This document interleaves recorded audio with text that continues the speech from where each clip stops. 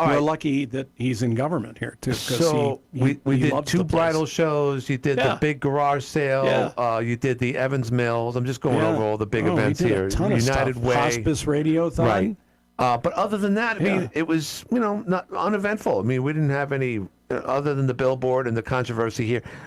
So wouldn't you say the company? I'd like to think we did a lot of good. Well, we always do. I think the team. I have the best team. Period. Yeah, well, which we're makes the me only really team. lucky. Not many other entities around here, other than 7, actually have a team. Yeah, but if they all had thousands of people, I'd pick us first. Cause of course you would. You guys just. But my point is this: care. it's I love the media business is changed in the dynamics of people working, particularly in sales, and just automation and so forth.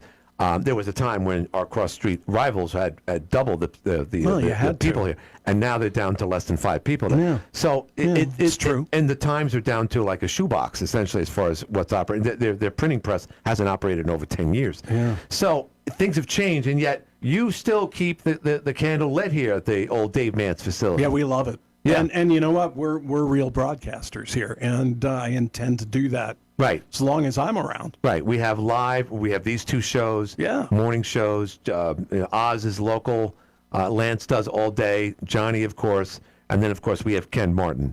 Mr. Wizard. No one else can honestly say that, not just in this small town, but in other markets that are essentially more automated than we are. Well, in Florence, South Carolina, where we have radio stations, we compete with two of the biggest companies, Cumulus and what I call I Hate Media, iHeart. Right. And they don't have anybody. Yeah. They have like 2 salespeople each. And a lot of them sold no on-air people. And none. And if they owned a particular building, they would sell it off and rent this much smaller space, which is a good business move if you went from 20 people 20 years ago to less than 5. Yeah, I mean, you don't that need a makes big sense. facility. You know what we've done, for example, in Florence, we have a 10,000 square foot building there. Yeah. But we sold it. We sold it and are leasing it back. Right.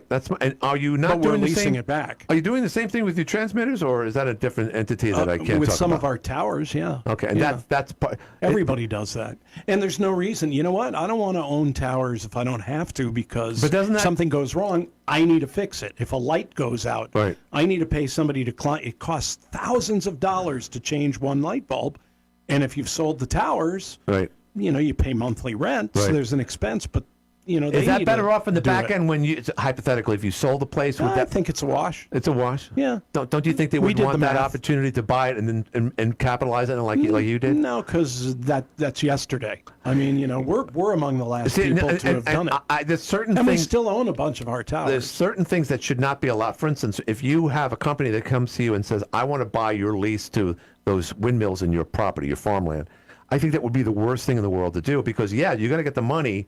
But later on, generational things, particularly farms, your son or granddaughter, well, that's right. They're going to have a hard time selling the farm because you're not going to get any money. But we're different from that. I mean, Well, I use it as an example because it's a lease agreement, basically. Yeah. It's a future, whatever. There's a term for it, but I don't like it. But I really again, don't like it. Unlike one of those things, if something goes wrong with our tower, can you imagine? We have 600-foot, 800-foot towers. So they would be responsible for the upkeep of anything the transmitter? And everything. Painting the tower. We do our own the engineering? Yeah. No, we do that. I was going to say. The only thing we need to pay a tower climber, for example, for is if something happens to the antenna on the tower. What's their benefit? They get to sell it to, lease it out to like Verizon, T-Mobile, and everybody else? Correct. And that's a big business? Yeah.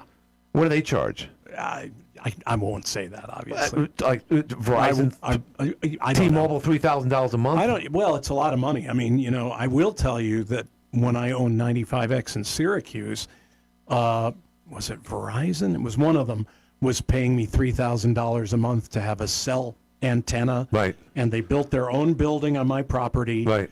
A cell site. They paid me in 1992 $3,000 a month. And it doesn't negate the ability to transmit. No, not at all.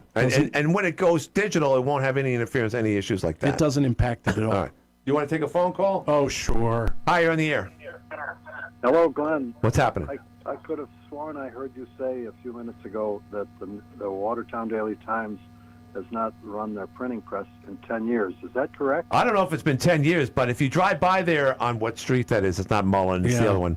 Yeah, it's the other one. I think it's Sterling. I was just looking through that window the other day at the press, and it was running. It wasn't putting out papers, but the maintenance guy was running it down there. Oh, I'm sure they have to run it every now and then, right? You're probably machine. right, Glenn, but I honestly don't know whether or not I know the Buffalo News is printed in Cleveland. Yeah. Oh, yeah. They've all But consolidated. I don't know about. I mean, and I love the Johnson family. I hope the they business do has well. changed. Jim, the business has changed. Yeah. You know, New and York that's all I Times could makes say. all its money online. And by the way, don't feel sorry. You know, again, everyone's made their bed. Everyone made their money. But they're good guys, and they've done a lot for our community. And you know, they're making the transitions tough. Go ahead. Sorry. I still think they print right there, though. They might. I really don't know. I was told differently, but nonetheless, I'll have to look into that, my friend. But thank you. Yeah. Okay. And Happy New Year. Yeah, Happy New Year. Same to you guys. There you go. know, and for this community, thank God for the Johnson family. They've done a lot for the North Country. Right, and then of course Ted Kennedy screwed it up for everybody when he split. He and all the other senators in Congress divested. You know, they wanted all the big companies that owned all the media properties in markets across the country had to sell them off. Well, it wasn't Teddy per se, but But yeah, he was ahead of that whole movement. Well, he The lion of the Senate. But anyway, that was a long time ago, and you know, when he wasn't killing girls, he was a good senator. right, 1969 he did that. I know. 755-1240. I got to do a break. Yeah, please, can we make some money? Yeah, well, I'm not going to make much on these, but nonetheless, we'll be back. You're listening to the Live at 5 show. We'll be back right after this. Gee, You look thanks. overwhelmed. What's wrong? Well, my team has an event to host, and it's only a few months away. I'm in charge of promoting it, but I can't find the time to start spreading the word. Even worse, the closer it